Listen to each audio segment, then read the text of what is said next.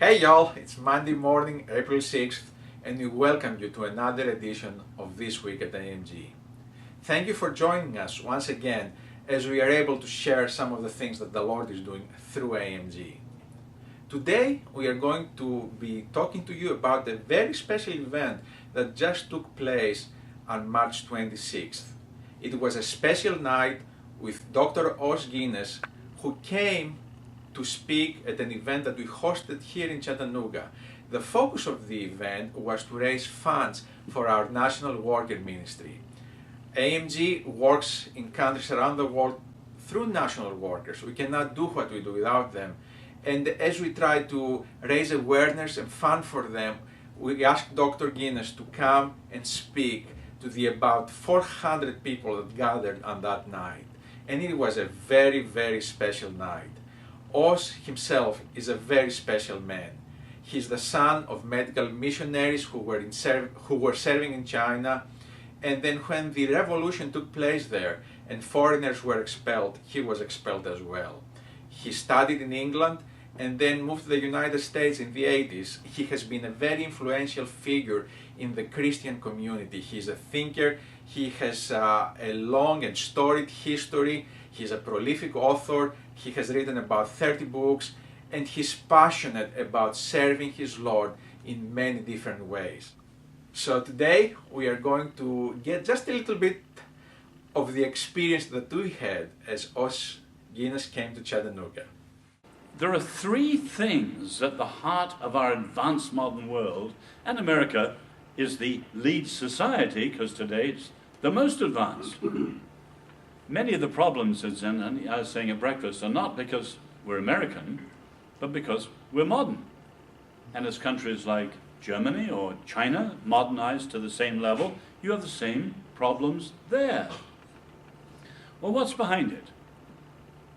Best I can understand it through reading and wrestling and looking at what's happening, I would put together 3 R's. 3 R's, and see if these make sense to you.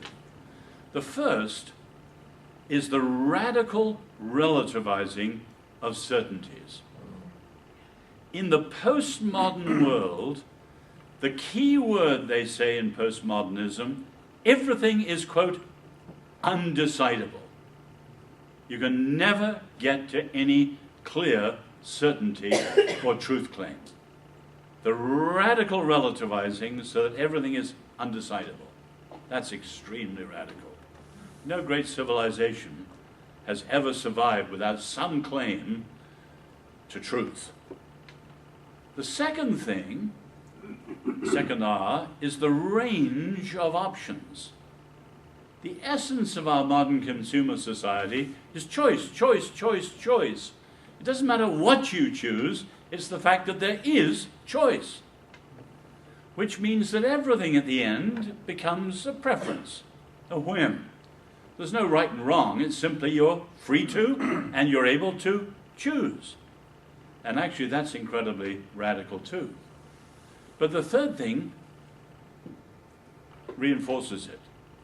The radical relativizing of certainty, the range of options, and then the third thing, the rapidity of change. The turnover today, whether through technological advance or the change of fashions, which is quite deliberate, so we sell more, the rapidity of change is enormous, so nothing lasts for very long. And you can see that strongly here in America. Of course, this too shall pass is written into all human experience, but never have human beings had a faster and more rapid turnover than we have in the advanced modern world. Now, put those 3 together, and you see they form something like a black hole. So the truth, family, freedom, you take what you like, it just goes into that black hole, and it's pulverized like a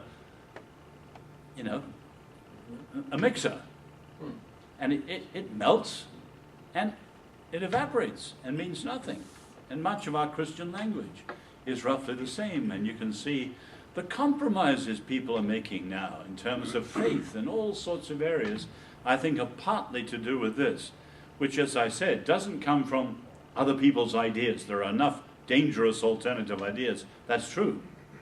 But it comes from these conditions in our advanced modern world. And the challenge is, how can we, I was stressing discipleship last night, how can we have such a rock-solid discipleship in the Lord that our faith has an integrity, has an effectiveness that can go into the blender, as it were, into the mixer, and be absolutely unchanged? That is the enormous challenge of our world. In the 12th century, I think, 11th century maybe, there was a gentleman called Peter Damian. For the Catholics, he's Saint Peter Damian. And in his time, he was called by his enemies and by many of his friends, the impossible man. Why? In a day of incredible corruption, incredible bribery and all sorts of decadence in the Catholic Church and in Europe, he was known for being unbribable, unmanipulable, and in George Orwell's famous words, unclubbable. No group that he was in could shape him. He was the impossible man. And you can see today, sadly, evangelicals are acting as if we've got a rubber nose. We can be twisted and pulled in the direction of any wind that's coming down the line. And by God's grace, we need to get back to such conviction and such courage that we really are the impossible people. We are unmanipulable, unbribable, unclubbable. We are the Lord's people, and nothing will sway our allegiance in any of these areas. I hope this gives you a taste of the experience that we had when Os came to Chattanooga. It was an amazing time, and we praise the Lord for it. Please be praying for Os as he continues to serve the Lord and as he continues to travel and write, and that God will continue to use him for his glory, to influence people around him for Christ. And also be praying for AMG's National Worker Ministry. We need more sponsors, and we need to continue to raise funds for that ministry. It's a tremendously important ministry, and nothing that AMG does could not be done without those nationals. If you would like to know more about these nationals or about the event, please visit our website at www.amginternational.org. Well, that's it for this week. Thank you for joining us, and we hope to see you next week at This Week at AMG.